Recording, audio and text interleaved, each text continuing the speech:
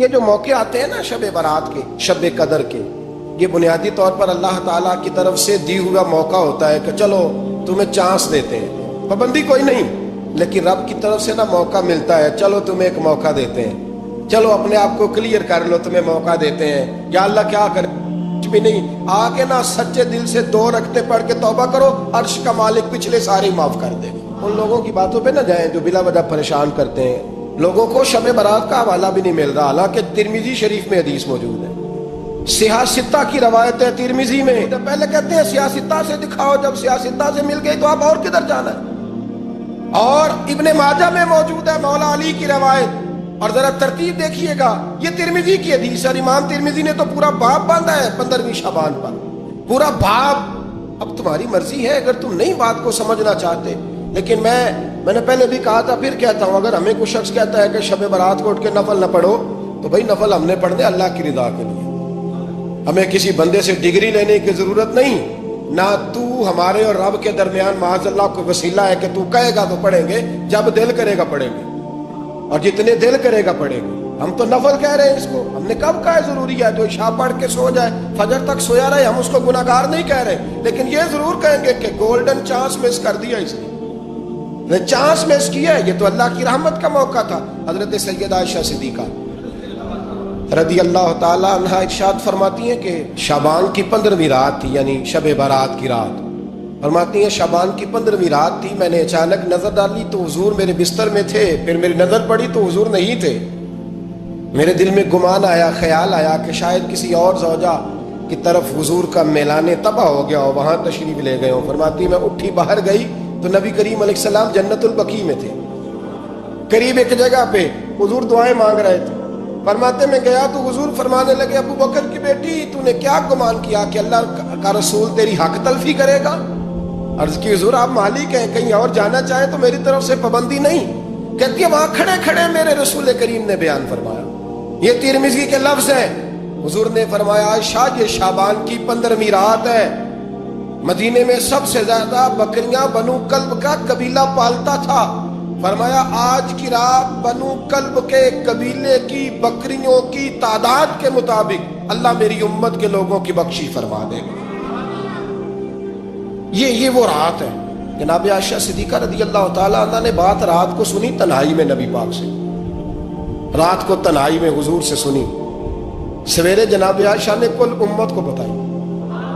اگر یہ بات اہمیت والی نہ ہوتی تو بی بی صاحب آگے روایت کرتی، یہ کتابوں میں آتی، یہ لوگوں کو بتاتی۔ حضرت عائشہ نے روایت کیا اور مولا علی شیر خدا نے تو کھل کے کہا، ابن ماجہ میں حضرت علی سے پیار کرنے والوں کے لیے الگ عنوان، مولا علی نے کھل کے فرمایا شعبان کی 15ویں رات کو رات عبادت کرنا اور سویرے روزہ رکھنا۔ حضرت علی کے لفظ بائی نہیں سیاستہ میں، رات کو روز عبادت کرنا، دن کو روزہ رکھنا۔ ویسے تو رب کریم ہر روز تہجد کے وقت پہلے آسمان پر نزول اجلال فرماتا ہے اور لوگوں کو فرماتا ہے کوئی بخشش مانگنے والا؟ کیا انداز ہے مولا علی شیر خدا حدیث روایت کرتے ہیں، رنگ کیا ہے؟ فرمایا باقی راتوں میں نا تھوڑا سا پیکج ہوتا ہے، تھوڑا سا آخری حصے میں رات کے شب برات کو نا رات چڑھتے ہی اللہ پہلے آسمان پر جو اس کی شان کے لائق ہے نزول اجلال فرماتا ہے، اور پہلا جملہ یہ فرماتا ہے کوئی معافی مانگنے والا؟ اللہ کرے آپ کو سمجھ آئے، یعنی معافی دینے والا کہہ رہا ہے چلو آؤ ادھر آؤ ذرا معافی مانگو، میں معاف کرنے آیا ہوں، مانگو معافی، ہے کوئی معافی مانگنے والا؟ معاف کر دیں گے۔ اور آپ فرماتے ہیں ہے کوئی رزق مانگنے والا؟